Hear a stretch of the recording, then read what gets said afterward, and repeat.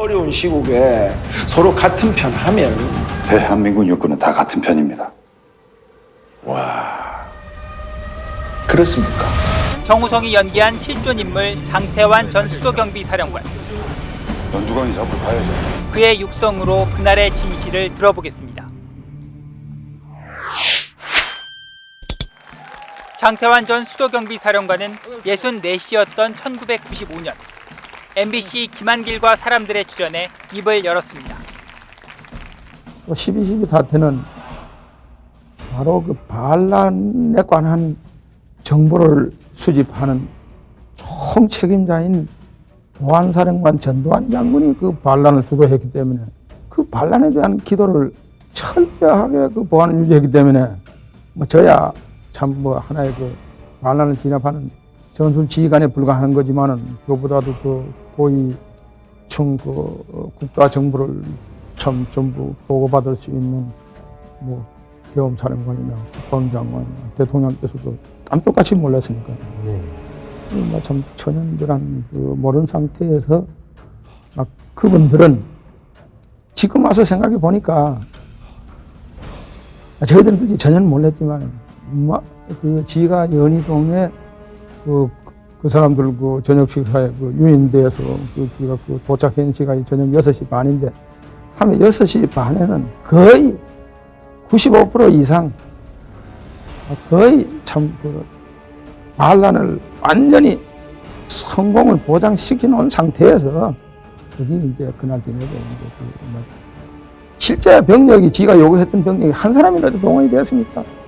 그리고 그 사람들이 전부 판다졌죠. 사령부에 들어가 보니까 참모장으로부터 보고가 저희들 휘하에 막 반란 진압 주력부대지요. 30경비단장, 삼성경비단장, 검정단장 이 세 단장들이 전부 경복궁 상식판에서 그들뿐만 아니라 거기에 전두환 장군을 위시해서 가장 수도권에 갇혀온 일군 단장, 황영시 장군, 수도군 단장, 차기원 장군, 국방 차관보, 유학성 장군, 이란 그 삼성 장군 세 사람과 정병주 장군의 휘하에 있는 4개 공수단 중에서 3개 공수단장이 이미 하면 그 30경비단 그 반란에 같이 가담을 하고 있더라고요. 그래서 그 판단해 보니까 수도권에 있는 많은 그 반란 진압 충정 부대들이 거의 전부 거기에 다 투입돼 있고 또 지휘관들이 거기 있고 황영시 장군 같은 이 사람들이 이미 와 있더라 이겁니다. 그래서 제가 이렇게 보니까 그 순간에 이 반란은 이 사람들이 충분히 사전에 준비된 그런 반란이다. 이 사람들은 12.6 집회에 사전에 거의 한 달이 넘도록 충분한 그 반란 준비를 해놓은 것 같아요. 원망스러운 게 있다면 저 자신이 가장 원망스럽죠. 제가 하도 못나서 저희 소임을 수행하지 못했으니까. 그런데 아쉬운 점이라면은 지가 참 일말의 그 희망을 가지고 그 26사단과 수도기계화 사단 2개 사단을 요청을 했을 때 바로 그것이 즉각 그 승인 조치만 내려졌더라면은 오히려 반란군들 그 경복궁 지역에 있는 4개 여단 이외에 추가적인 병력이 투입되기 이전에 거의 동원도 가능했지 않겠느냐. 그렇더라면 그까지 그 4개 여단 정도야 전차 1개 사단하고 보병 1개 사단을 가지고 그까지가 파괴할지 일격에서 그대로 끝장내버리는 거죠. 그런데 저는 이건 참 우리 국민들이 다시 12.12와 같은 이러한 불행한 역사를 되버리자 하지 않기 위해서는 국민들이 12.12에 대한 역사, 구태타에 대한 진상을 알고 거기에 대한 교훈을 알아야 합니다. 그런 뜻에서 예방적 차원에서 감히 그 당시 대통령께 대한 불경인 줄 알면서 말씀을 드리겠습니다. 장관께서 사정이 있어가지고 대통령께 즉각적인 상황 보고를 하고 또 지가 요청했던 그러한 진압부대를 조치를 하셨다 하더라도 국가의 궁극적인 그 반란 진압의 책임, 이거는 헌법상 대통령의 책임입니다. 대통령으로서 이 헌법 명문에 나는 국헌을 준수하고 국가를 보위한다는 그것은 선서하도록 그 헌법상의 명시가 되어 있습니다. 다시 말하자면 내란과 반란으로부터 국가의 헌정 질서를 지킨다 이겁니다. 그날 저녁에는 그 반란입니다.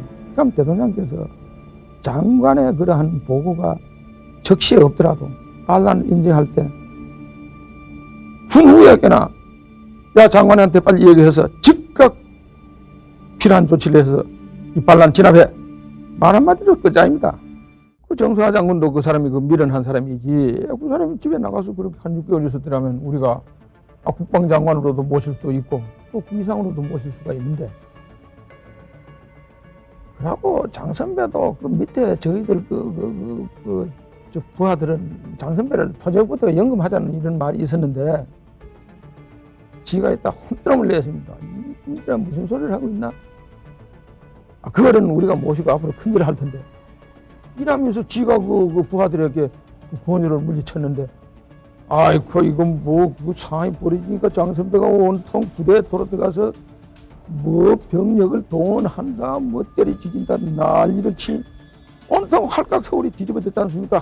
한강다리를 막는 뒤 어디서 나서 그래서 지금 우리나라의 이 경제도 이 국내적으로 말이 아닙니다.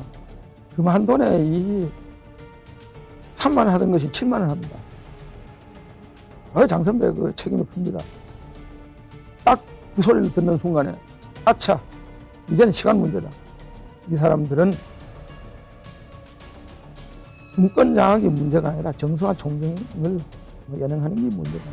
언제 청와대를 점령하느냐. 다시 말하자면 국가 권력을 장악하느냐. 지가 이제 그 12.12 사태 이후에 그 한 열흘 후에 그 텔레비에서 이제 참 공개가 됐죠. 그걸 아버님이 보시고 바로 뭐 텔레비도 밖으로 가져 나가라. 방문을 안으로 철장하시고 참 그 조석상도 뭐 참 이렇게 들어오지 마라.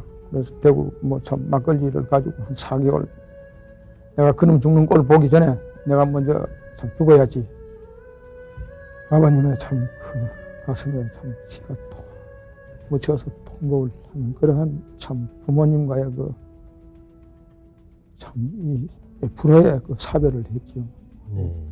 이놈이 2학년 올라가면 그 겨울 방학 때 도서관에 간다 하면서 나가서는 한 달 동안 소식이 없더니 그런 시체로 근데 참 지가 그 청천벽력 같은 그 비보를 듣고 혀를 깨물면서 집을 나설 적에 집에 식구가 그님이 공부하면서 참 무릎 위에 덮던 그 담요를 주면서 그럼 따숩게 좀 안고 오라고 이렇게 참 하더만 그 담요를 옆구리 끼고 그래 밤중에 내려가서 그 고향 부근 그 서울에서 한 8시간 내려가죠. 그 외관 낙동강변에 그 야산에 보니까 뭐 꺼직대기 덮어놨는데 보니까 완전히 그 뭐 1월 달에 그 뭐 한 달 동안이니까 뭐 참 동태와 같이 그려 있더만 그래서 그놈을 안고 올라오면서 너무나 얼굴이가 일그러져 있기 때문에 제 이미한테 그 참혹한 모습을 참 볼 수가 없어가지고 지가 입김으로서 녹으면서 침으로 얼굴을 혀로 씹으면서 하다가 그런 눈 아래서 참 이만한 그 사탕만한 얼음 덩어리가 지 입으로 들어오면 그 순간에 참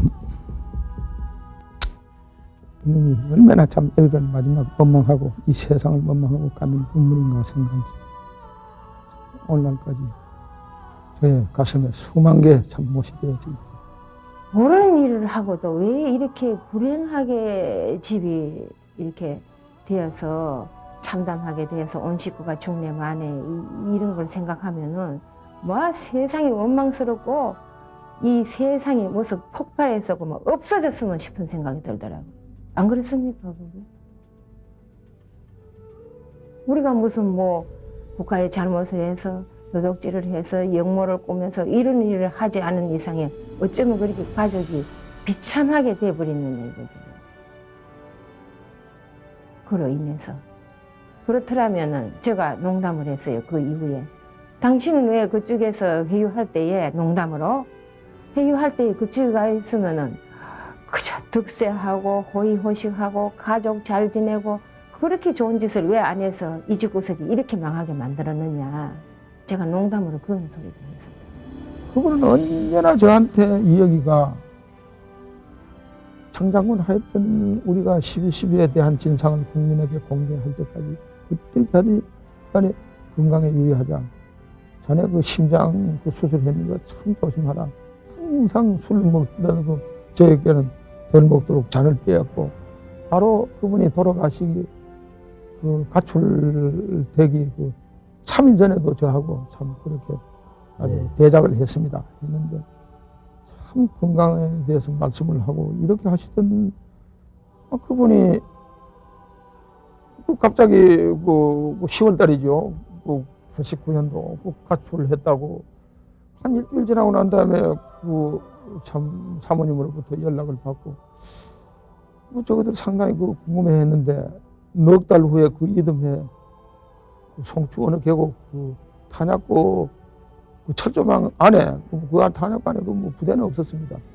그게 울타리 안에서 그 시신으로 목매는 그 시신으로 발견이 되었는데 시신이 뭐 또 별로 그 부패하거나 그런 상처가 없었어요. 그래갖고 참 저도 그 사인에 대해서는 상당히 지금까지도 의문으로 생각하고 있고 그분은 캐톨릭에서 참 저보다는 참 치량심을 가지고 있었습니다. 캐톨릭을 하는 사람이 어떻게 자살을 했어요? 나중에 참 지가 그 사람들을 막 그 반란죄로 고발을 했더니 그 사람들한테 지가 개인 내지 뭐 집단으로부터 7건의 지가 저도 고소를 받았습니다. 그 중에는 그 사람한테 욕했다고 해서 저한테 하극상이라는 일한 또 그것도 있었고 오히려 지가 병력 동원을 요청을 했다고 해가지고 저보고 또 반란죄로 이렇게 또 막 역고소를 하고 이렇게 막 저도 한 7건의 그 고소를 당해서 검찰에 가서 조사를 받은 적이 있습니다. 군의 최고의 가치는 국가가 요구할 때 자기의 생명을 바치는 겁니다. 생명은 둘이 있는 거 아니죠. 그런데 그 생명을 막 바칠 그러한 기회가 없을 적에는 자기의 참 주어진 임무에 최선을 다해서 충실한다는 겁니다. 그것은 그 국방 임무에 충실하는 것이죠. 국대대하는 것이 그게 군의 임무가 아니죠. 장태환 사령관은 신군부에 체포돼 육군소장에서 2등병으로 강제 예편됐습니다. 뒤늦게 명예를 회복해 대한민국 제향군인회장과 국회의원 등을 지내다 지난 2010년 향년 78세로 사망했습니다. 하지만 12.12 사태 직후 그가 체포된 뒤 분개한 부친이 별세하고 서울대생이던 아들마저 실종됐다 숨진 채 발견되는 등 온 가족이 비극을 겪었습니다. 그가 숨진 뒤 2년 후엔 부인 이병호 여사도 유서를 남기고 생을 마감했습니다.